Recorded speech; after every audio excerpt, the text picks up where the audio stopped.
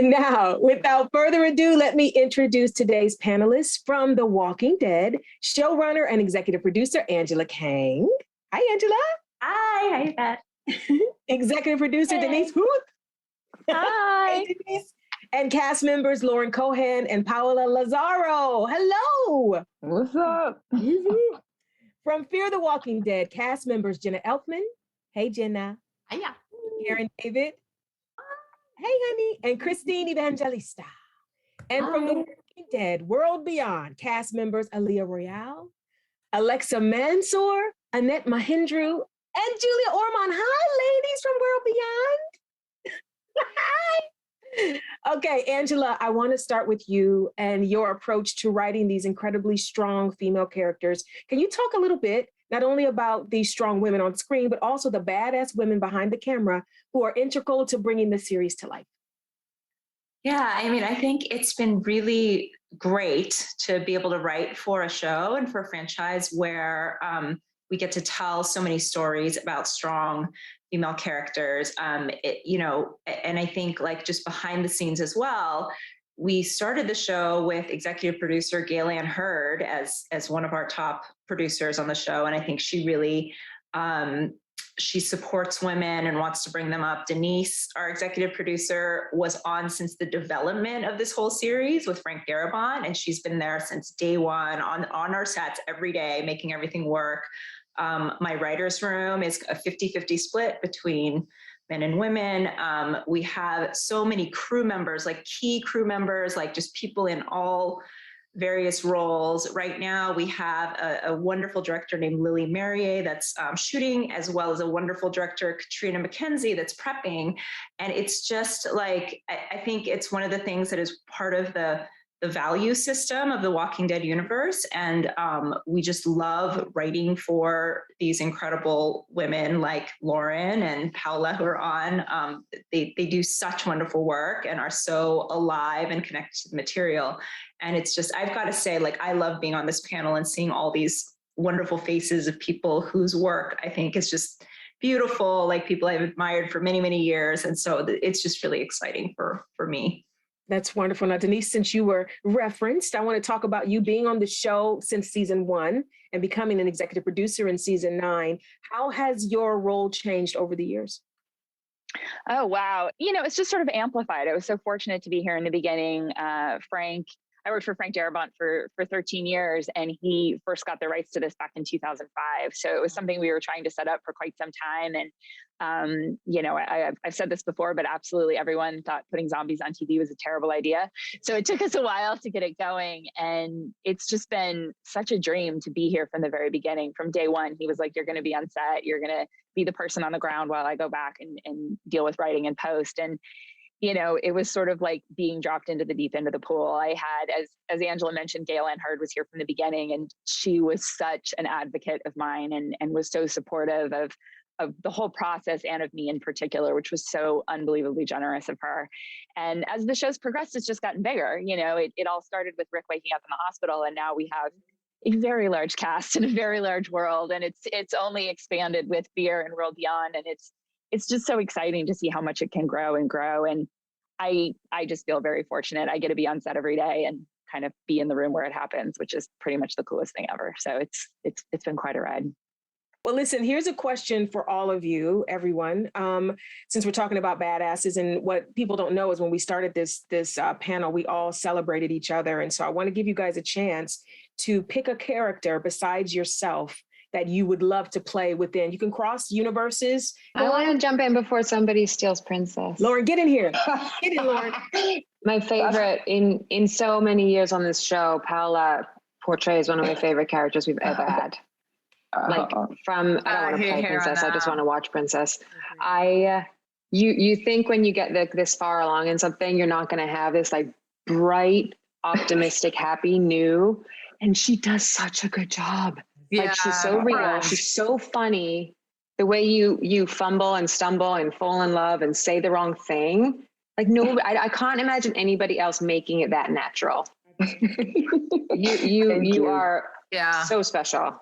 I love Princess, and I love it's a super brave performance, because I don't know if everyone else would agree, but when you have a character that's like that, you have so many colors in your costume is colorful, the character is colorful.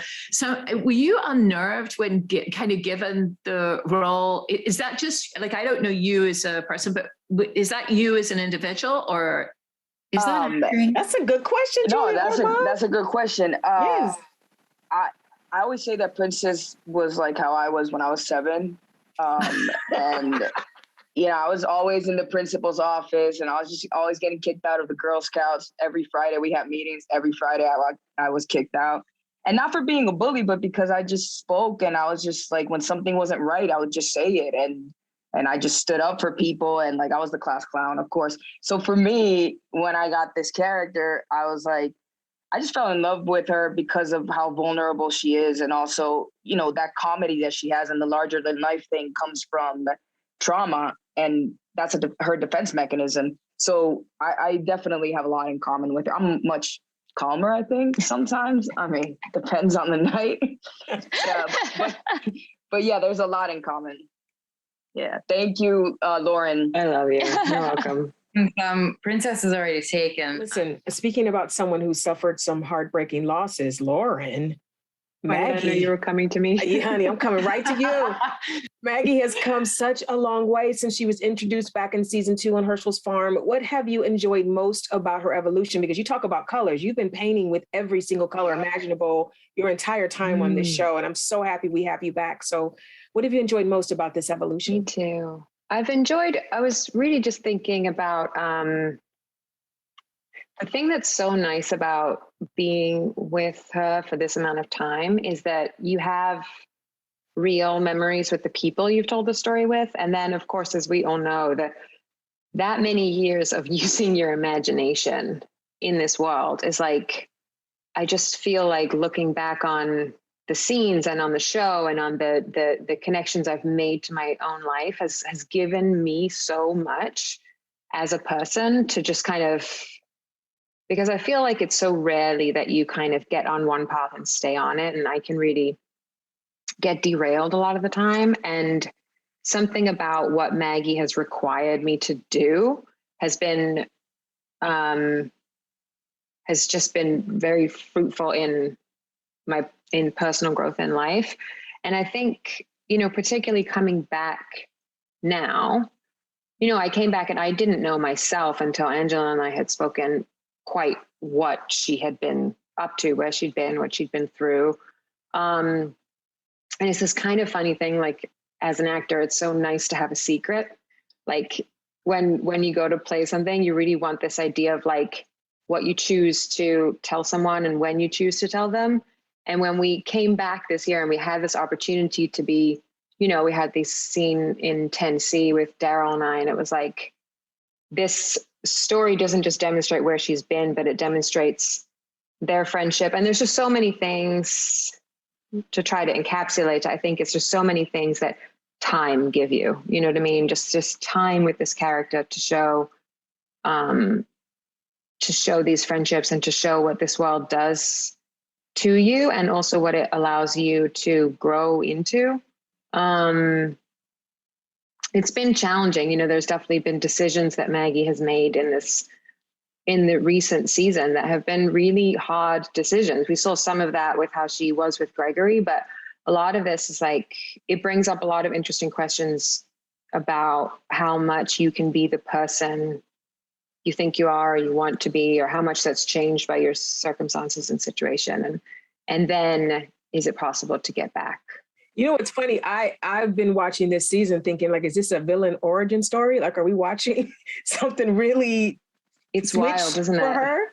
Yeah. We'll see. Listen, we'll see. Yep. I'm going to stick a little bit in the heartbreak realm because there's a lot of heartbreak in the apocalypse. You all know that. I saved this last question for this person last because the character that I always thought that I could play on The Walking Dead was Princess, because the hair and the pink. And then I saw Paola and I went back in time and apologized to myself for being so foolish because there is no one on this planet that could have played Princess better than you. No one. There isn't one. Thank you so much. So, honey, I love you. You just killed this role. So how important has it been for you to play not only a strong female character, but a strong Latina woman. And were you intimidated to play such a fan favorite? Because Princess is beloved.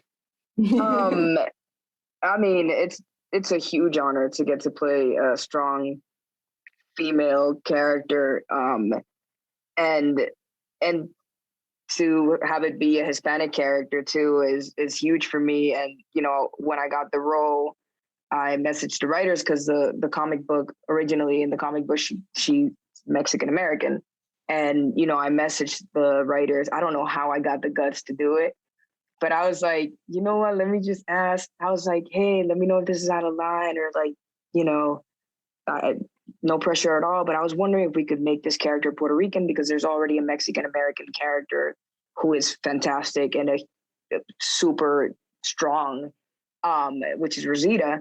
And I wanted to see if we could represent other Hispanic people.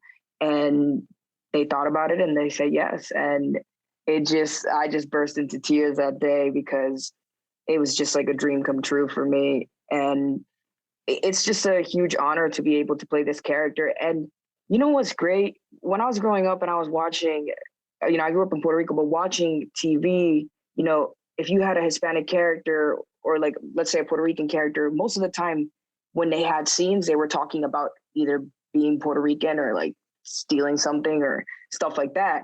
But, you know, but constantly talking about being Puerto Rican.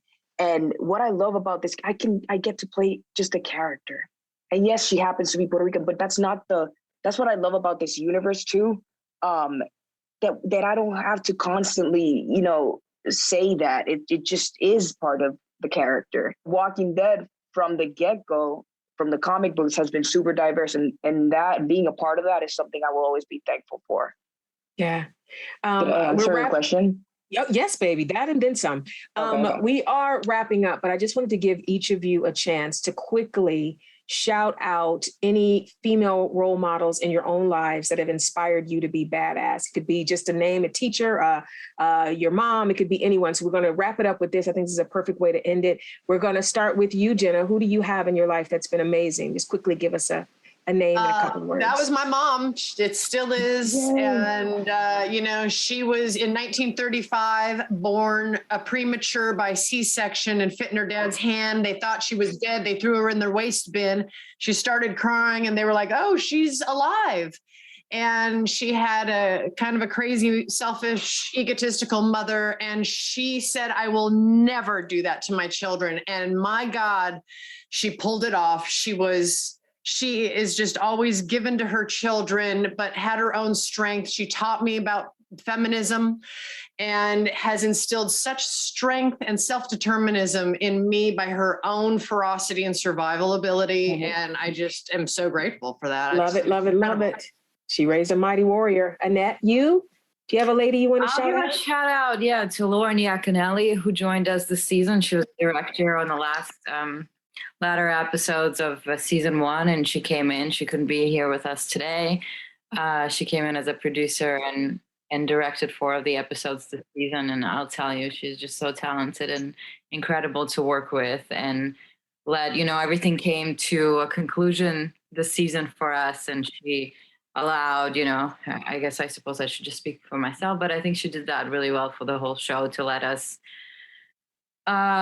resonate, our voice to this character and give them what we ultimately think is just for the character, to wrap it up. And it just was a really loving way to, say hello and goodbye in this intense way of the way the platform is for our show, this limited show. And yeah, just awesome. We had a lot of girls come in this season.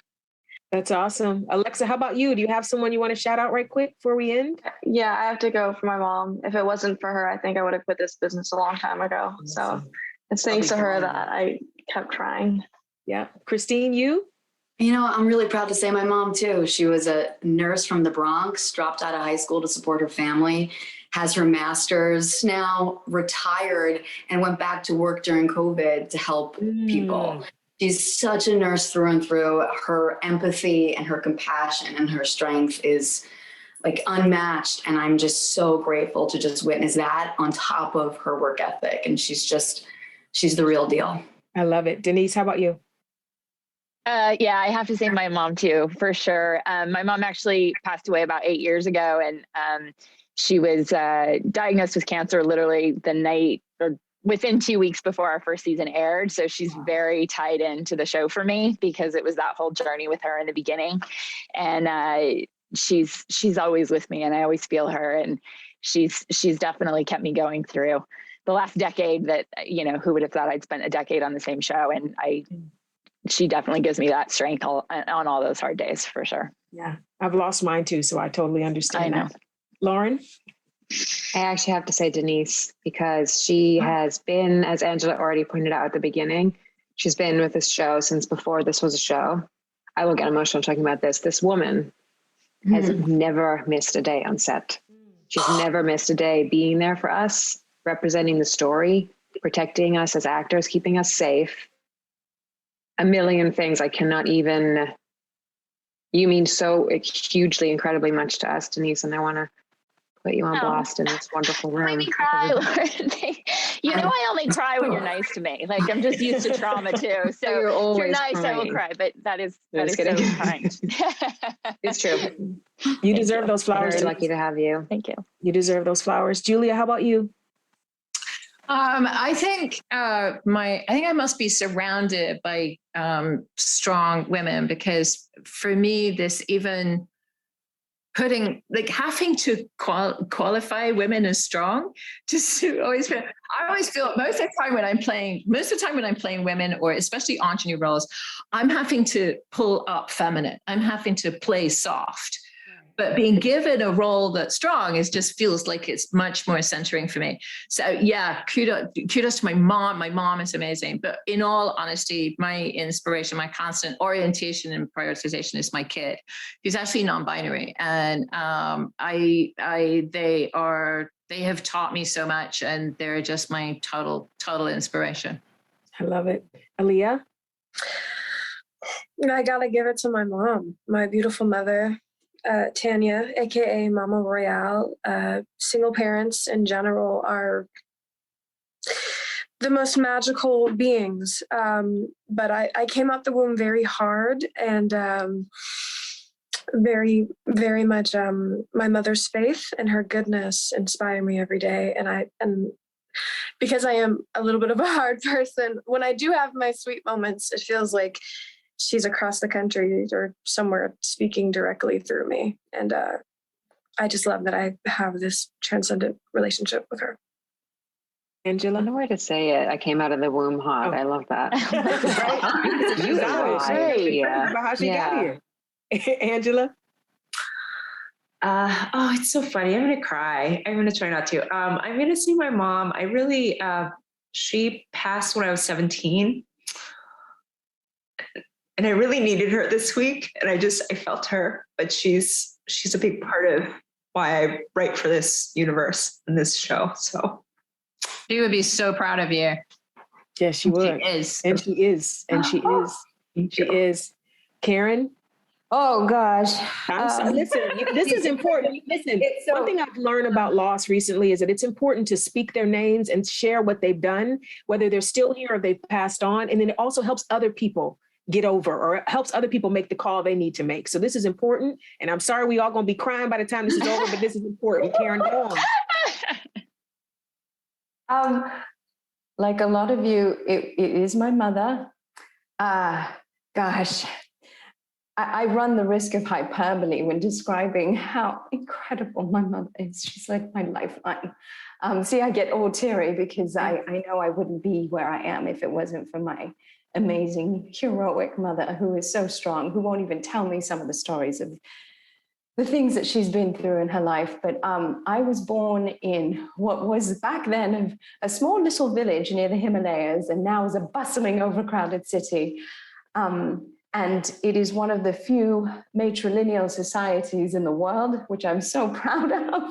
Everything is about female empowerment and the women, which is why my father was like, let's move somewhere it's on equal ground a little bit, like England or Canada.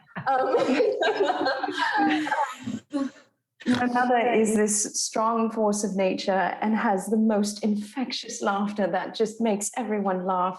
She is this light of the world, and I knew, even if, somewhere in the back of my mind when I was born, that I knew I hit the jackpot having a mother like her. So beautiful. It's beautiful. Paola, take us home.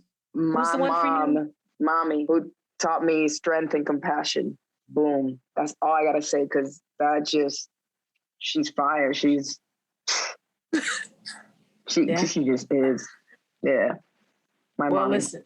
As we all dry our tears. Round 2 go, and Lord. round 3. No, I'm just kidding. I can do this all day. I love these stories. No.